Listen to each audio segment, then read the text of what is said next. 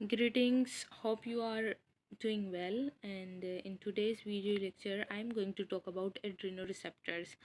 और basically purpose इस video का ये है कि हम एड्रीनोरिसेप्टर्स अपने कवर कर लें ताकि हमें ड्रग्स को समझने में आसानी हो। मैंने ये एक आइडिया सोचा है कि जो वेरी हाई यील्ड ड्रग्स हैं जो कि प्रैक्टिकली बहुत बहुत ज़्यादा जाती हैं और जिनके जो कि हाईली आइनोट्रोपिक एजेंट है। आइनोट्रोपिक के अलावा हाई अलर्ट मेडिकेशन है, रेड लेबल है, ज़रा सी भी कंसनट्रेशन ज़्यादा होगी तो डेथ के या लीथल इफ़ेक्ट के चांसेस हैं। तो उसको हम कवर करेंगे, लेकिन उसको कवर करने के लिए हमें एड्रेनोरिसेप्टर्स को समझना बहुत ज़्यादा ज़रूरी है। बिकॉज कंसाइज वे में अगर हम एड्रेनोरिसेप्टर्स को समझ लेंगे तो हमारा आगे के आइनोट्रोपिक एजेंट्स कवर करना हमारे लिए बहुत ईजी हो जाएगा। So let's get right into it that so this is my intro. I am Ikrata. You have to please subscribe this, okay? Because these are all effort for you guys, and you have to subscribe it and share it. And you think this videos are helpful and you want me to make it more, so please share it, like it, and subscribe. Whatever you want, you can do it, okay? But I do need subscriber, right? So let's get quick review. What are adrenoreceptor? Adrenoreceptor are those that assist sympathetic nervous system. और sympathetic nervous system क्या था? sympathetic nervous system वो था जो कि fight flight fire system को activate करता है, यानी जो भी इमरजेंसी की कंडीशन हो तो उसमें हमारा sympathetic nervous system एक्टिवेट हो जाता है। तो सिंपैथेटिक नर्व ये वेरी वेरी क्विक रिव्यू किया है ताकि रिसेप्टर की बेसिक नॉलेज आ जाए तो हम ड्रग्स के ऊपर जा सकें। इट्स नॉट अ फार्माकोलॉजी का पूरा चैप्टर कवर नहीं है, पूरा जो चैप्टर कवर है उसकी अलग से वीडियोस ऑलरेडी मौजूद हैं। सो सिंपैथेटिक नर्वस सिस्टम को हम ज़रा एग्जांपल से समझते हैं कि क्या कहना चाह रही हूँ मैं। सो डॉग पार्क मिसाल के तौर पर अगर आपके पीछे कोई डॉगी लगा है तो क्या मतलब कोई भी इमरजेंसी की कंडीशन है, गुस्सा आ रहा है आपको किसी के ऊपर, तो क्या होता है बीपी इंक्रीज़ होता है। बीपी इंक्रीज़ होता है तो अब आपको अंडरलाइंग मैकेनिज़्म याद रखना है कि बीपी इंक्रीज़ हो रहा है तो क्या प्रोसेस हो रहा है, वेज़ोकॉन्स्ट्रिक्शन हो रही है, आपका हार्ट पंप करता है फास्ट, तो यानी हार्ट के मसल्स की कॉन्ट्रेक्टिलिटी फास्ट हो रही है और आपके लंग्स को डायलेट करता है। लंग्स को डायलेट इसलिए करेगा लाइक यू आर रनिंग, तो जितनी ज़्यादा ऑक्सीजन आएगी उतनी ज़्यादा आपकी रिक्वायरमेंट पूरी होगी, ठीक है। तो ऑक्सीजन के लिए लंग्स डायलेट होते हैं। तो ये सारे इफ़ेक्ट याद रख रहे हैं ताकि हम रिसेप्टर, कौन से रिसेप्टर क्या इफ़ेक्ट देते हैं। Your urine retains, you do not have to say please wait a minute doggy, I have to pee, okay. तो आपका basically rest and digestive system जो है वो रुक जाता है। वो रुक क्या जाता है, वो उसका रिस्पॉन्स कम हो जाता है। Your urine retains and GI slows down and your eye dilates. Your eye dilates इसको बोलते हैं मिड्रिएसिस। मिड्रिएसिस बेसिकली इसका ये है कि फार विजन के लिए मिड्रिएसिस होता है, और वैसे भी उससे में भी आंखें जो है ना बड़ी बड़ी हो जाती हैं। मिड्रिएसिस फार विजन के लिए होता है कि दूर का आप आसानी से देख सकें, और मियोसिस नियर विजन के लिए होता है कि नियर विजन का फोकस हो सके। तो मिड्रिएसिस आपने याद रखना है कि सिंपैथेटिक नर्वस सिस्टम में ये बेसिकली काम हो रहे हैं, ठीक है। अब ये किस रिसेप्टर से क्या काम हो रहा है वो पढ़ेंगे ताकि उन ड्रग्स को पढ़ सकें जो कि इस रिसेप्टर्स को एक्टिवेट कराती हैं। तो फर्स्ट ऑफ ऑल हमारे पास दो तरीके के रिसेप्टर हैं, अल्फ़ा एंड बीटा। बीटा की दो टाइप हैं, alpha one alpha two, beta one beta to beta three. अच्छा, वैसे तो बहुत सारी लोकेशंस हैं, अल्फ़ा वन की भी, अल्फ़ा टू की भी, बीटा वन की भी, बीटा टू बीटा थ्री की भी। What you have to remember is, जिसके ऊपर ये मैंने मार्क किया हुआ है ना वो याद रखना है। Arterioles, arterioles alpha one arterioles arteries वगैरह पे मौजूद होते हैं। और आइज़, यानी आइज़ की डायलेशन करवाने के लिए जो कि मैंने मिड्रिएसिस इफेक्ट दिया ना, तो उसके अंदर मौजूद है, और आर्टरीज में। तो आपने इस तरीके से याद रखना है, आर्टरीज, ठीक है, आर्टरीज प्लस आई। कौन से रिसेप्टर मौजूद है, अल्फ़ा वन। अच्छा, नेक्स्ट हमें जो याद रखना है, अल्फ़ा टू का इतना कोई ज़्यादा काम नहीं है आगे, अल्फ़ा टू की इतनी ज़्यादा ड्रग्स भी नहीं है, लेकिन अल्फ़ा वन सही से याद रखना है कि हमारे पास वेज़ो कॉन्स्ट्रिक्शन करवा रहा है कौन, अल्फ़ा 1 जो कि आर्टरीज वगैरह में मौजूद है और आई में मौजूद है, अल्फ़ा 2 प्री सिनेप्टिक मेम्ब्रेन, बहुत सारी जगहों पर मौजूद है, लेकिन आप सलाइवरी ग्लैंड्स और एडिपोज टिश्यू याद रख लें, ठीक है, दैट्स एनफ। ठीक है, बीटा 1 हार्ट पे बहुत बहुत ज़्यादा ड्रग हैं इसकी, वेरी हाई यील्ड ड्रग्स हैं, बीटा 1 हार्ट पे मौजूद है, ठीक है, एडिपोज टिश्यू पे भी मौजूद है, किडनी पे भी मौजूद है, ठीक है, लेकिन आप हार्ट का याद रखना है कि हार्ट के ऊपर कोई पूछे बीटा 1 कहाँ मौजूद है, तो मेन आपके दिमाग में आना चाहिए हार्ट के ऊपर मौजूद है, ठीक है। So let's make it like that. और आर्टीरियोल्स, वेंस, यहाँ पर आपको ना लंग्स पे याद रखना है, लंग्स पे हमारे पास क्या मौजूद है, लंग्स पे हमारे पास बीटा 2 मौजूद है, ठीक है। अल्फ़ा 1 याद रखना है, alpha 1 A for alpha, A for arteries, A for I, like let's have an example I, ठीक है। और बीटा 1 हार्ट पे मौजूद है, एंड बीटा 2 जो है लंग्स पे मौजूद है, and last beta 3 adipose tissue पर और यूरिनरी ब्लैडर पे। अगर इसको नहीं भी याद करें तो लाइक दैट्स ओके, लेकिन एडिपोज टिश्यू यूरिनरी ब्लैडर पर बीटा 3 होते हैं, इसके भी ड्रग्स आएंगी आगे। ये डिस्ट्रीब्यूशन याद रखना है, इसलिए लाजमी है कि कौन सी ड्रग कौन से रिसेप्टर को एक्टिवेट कराएगी उसके लिए, लाइक सिम्पैथोमिमेटिक ड्रग। अब देखें अल्फ़ा 1 अगोनिस्ट, अल्फ़ा 1 अगोनिस्ट का काम क्या है, अल्फ़ा 1 अगोनिस्ट का काम क्या है, उसका काम है वेजो कंस्ट्रक्शन कराना। सिंपल सी बात है, ये तो वैसे मुझे एग्जाम्प्लीफाई नहीं करना चाहिए, पता होगा सबको, लेकिन like to make it easy again I am repeating, कि अगर एक पाइप के मुंह पर उस हाथ रख दिया जाए, उसको कॉन्स्ट्रिक्ट किया जाए, तो पानी का प्रेशर ज़्यादा दूर तक जाता है ना, इसी तरीके से जब ब्लड का प्रेशर ज़्यादा बढ़ाना होता है तो वेजो कॉन्स्ट्रिक्शन होगी, तो वेजो कॉन्स्ट्रिक्शन हो रही है, तो सिम्पैथोमिमेटिक वो हैं जो कि वेजो कॉन्स्ट्रिक्शन करवा रही हैं, तो oxymetazoline oxymetazoline oxymetazoline as a decongestant use होता है। और उसके अलावा क्योंकि ये भी कॉन्स्ट्रिक्शन करवाते हैं, तो म्यूकस की प्रोडक्शन को रोकेगा, तो एज अ डीकंजेस्टेंट यूज़ होता है। फिर नॉरएपिनेफ्रिन और डोपामिन दोनों ट्रीटमेंट ऑफ शॉक में यूज़ होते हैं।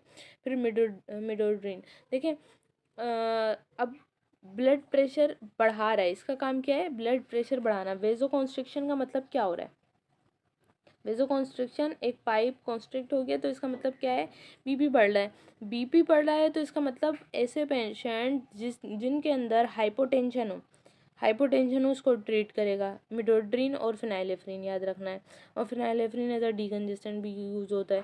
फिनाइलेफिड्रीन, सूडोफिड्रीन पैरासीटामोल के साथ भी मिलकर आता है, तो एरिनेक वो हम फ्लू के लिए ले रहे होते हैं, तो लाइक फिनाइलेफ्रिन यूज़ होता है। मिथोक्सामाइन सुप्रा वेंट्रिकुलर टेकिकार्डिया में यूज़ होता है, जो हमारा ब्लड प्रेशर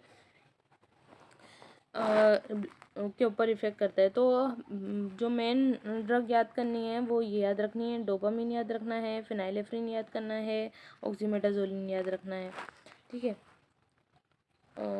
अल्फ़ा 1 अगोनिस्ट यहाँ पर हो गया।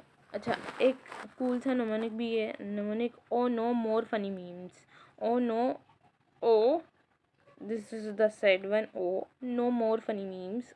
अब जो है फनी मीम्स नहीं है, so no is for O, O no more funny meme means O oxymetazoline, no more norepinephrine, more midodrine, phenylephrine, no more funny phenylephrine memes methoxamine, ठीक है।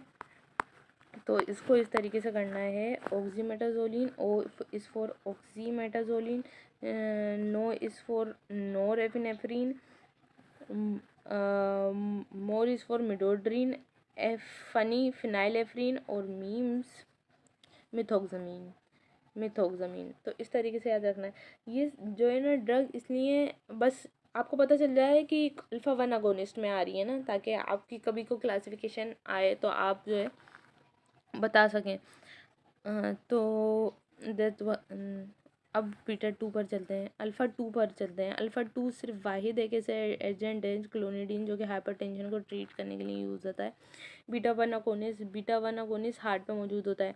अच्छा देखें, अच्छा लेट्स थिंक लॉजिकली, हमारे पास बीटा 1 कहाँ पे मौजूद था, बीटा वन हमारे पास है हार्ट के ऊपर मौजूद, और हार्ट पे ये क्या कर रहा है, हार्ट की कॉन्ट्रेक्टिलिटी ज़्यादा बढ़ा रहा है ना। अब आप भाग रहे हैं, आपकी बीट बढ़ रही है, हार्ट ज़्यादा काम करेगा, हार्ट थोड़ी बोलेगा रुक जाओ अभी थोड़ी देर रुको, उसके बाद जो है ना काम करते हैं। जब कोई आपके पीछे लगा हुआ है, डॉग आपके पीछे लगा हुआ है ना, ठीक है, ऐसी तो सीन नहीं है ना। तो बीटा वन अगोनिस्ट डोब्यूटामिन, ये तो एक एमसीक्यूज भी, बल्कि मैंने वेरी हाई यील्ड क्वेश्चन है, मैंने बहुत एग्जाम्स में भी देखा है, इवन AKUH के टेस्ट में भी ये आया हुआ था कि डोब्यूटामिन इज, तो ये बीटा वन अगोनिस्ट है। बीटा वन अगोनिस्ट का CHF में देते हैं, कार्डियक हार्ट फेलियर में ड्रग ऑफ चॉइस होती है, क्योंकि ये हार्ट की कॉन्ट्रैक्टिलिटी बढ़ाता है। तो हार्ट फेलियर में क्या होता है, हार्ट की कॉन्ट्रैक्टिलिटी कम हो रही होती है, तो ये उसमें दिया जाता है। फिर बीटा टू अगोनिस्ट, ये तो सबको वैसे भी पता होगा, बीटा टू अगोनिस्ट साबा एंड लाबा। शॉर्ट एक्टिंग बीटा अगोनिस्ट, लाबा means long acting beta agonist. अच्छा, ये याद रखने का तरीका है, सल्ब्यूटामोल, अल्ब्यूट्रोल और टर्ब्यूटलिन है। सल्मेट्रोल फर्मेट्रोल है, तो सल्फर्म, इस तरीके से जो है ना सल्फर्म करके याद रखेंगे तो लाबा है, ठीक है। और बाकी सल्ब्यूटामोल, अल्ब्यूट्रोल और टर्ब्यूटलिन, टर्ब्यूटलिन भी जा रहा होता है बहुत, सल्ब्यूटामोल तो जाता ही है, ठीक है। तो वैसे इमरजेंसी में शॉर्ट एक्टिंग बीटा अगोनिस्ट दिए जा रहे होते हैं। फिर next beta one and two agonist, यानी जिसका एक्शन वन पे भी है टू पे भी है, यानी हार्ट के ऊपर भी इफेक्ट है और लंग्स के ऊपर भी इफेक्ट होगा यानी। तो आइसोप्रोटेनोल देते हैं, ऐसा बंदा जो कि ब्रेडी, ऐसा पर्सन जो कि पेशेंट खेल रहे हैं, ब्रेडिकार्डिया इमरजेंसी में आपके पास आया है, तो आइसोप्रोटेनोल उसे जा सकती है to treat bradycardia emergency. Bradycardia emergency होती है जिसमें हार्ट बहुत लो फंक्शनिंग कर रहा होता है। Now beta three agonist, beta one and beta two दोबारा रिपीट हो गया, let's not consider it, but beta three agonist mirabegron to treat over reactive bladder, ये एक ही ड्रग है। अगर आपको याद हो तो मैंने बोला था बीटा थ्री याद रखिएगा, ये यूरिन की रिटेंशन करवाता है, यूरिन की रिटेंशन करवाता है। Let's move back to that.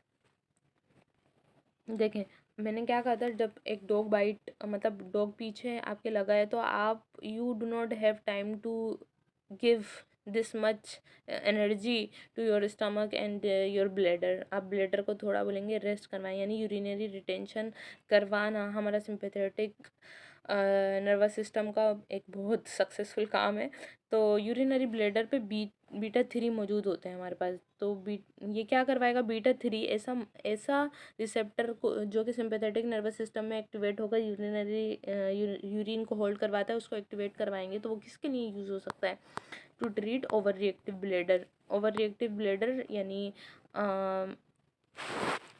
Urine output बिला वजह का ज़्यादा बार बार यूरिन आउटपुट हो, तो to treat over reactive bladder mirabegron use होता है। Epinephrine, epinephrine is all receptor agonist, यानी इसका अल्फ़ा वन पे भी एक्शन है, alpha two beta one beta two पे भी है, सारे रिसेप्टर पर है, तो इसे एपिनेफ्रिन कहेंगे। बाकी और इसका काम भी मल्टीपल है, एस्थमा को भी ट्रीट करा रहा है। वैसे हमने देखा था एस्थमा के ट्रीटमेंट में हमारे पास बीटा टू अगोनिस्ट जा रहे थे, साबा एंड लाबा, ठीक है। तो ये जो है ना बहुत सारे काम करवा रहा है। IM, अगर आपको याद हो, एपिनेफ्रिन IM देते हैं एनाफाइलेक्टिक शॉक्स में, लोकल एनेस्थेटिक भी यूज़ होता है एपिनेफ्रिन। तो ये ऑलराउंडर है, ऑलराउंडर लाइक एप्पल। आप किसी को भी जो है ना सुन लें तो एप्पल की मिसाल देता है कि आप इम्यून सिस्टम को बूस्ट कराने के लिए एप्पल लें, कुछ नहीं तो स्किन की ट्रीटमेंट के लिए भी एप्पल लें। आप कुछ भी हो रहा है, apple, apple an apple a day keeps a doctor away. तो इसी तरीके से, जिस तरीके से एप्पल इज़ ऑल राउंडर, तो एपिनेफ्रिन इज़ ऑल राउंडर। तो ये सारे रिसेप्टर को अगोनिस्ट, सारे रिसेप्टर का अगोनिस्ट है, और बहुत सारे फंक्शन भी करता है, इस्तेमाल को ट्रीट एनाफाइलेक्टिक शॉक और local anaesthetic. So that's it. बहुत सिंपल सा, बहुत छोटा सा मैंने बनाया ताकि हम कुछ केस सॉल्व करें, आगे का काम करें, तो उसमें आसानी हो सके ड्रग्स को हमें रीड करने में। तो आई will see you in next video. ये सिर्फ अभी सिंपैथो मिमेटिक का था, यानी सिंपैथेटिक, और उसमें भी ये सिर्फ डायरेक्ट का था जो कि डायरेक्ट रिसेप्टर पर एक्ट कर रहे हैं, इनडायरेक्ट का नहीं था। तो इन नेक्स्ट वीडियोस कोलिनर्जिक रिसेप्टर पर भी आएंगे। सो टिल देन आप सब्सक्राइबर बढ़वा दें, लाइक शेयर करें। So I will see you in next video.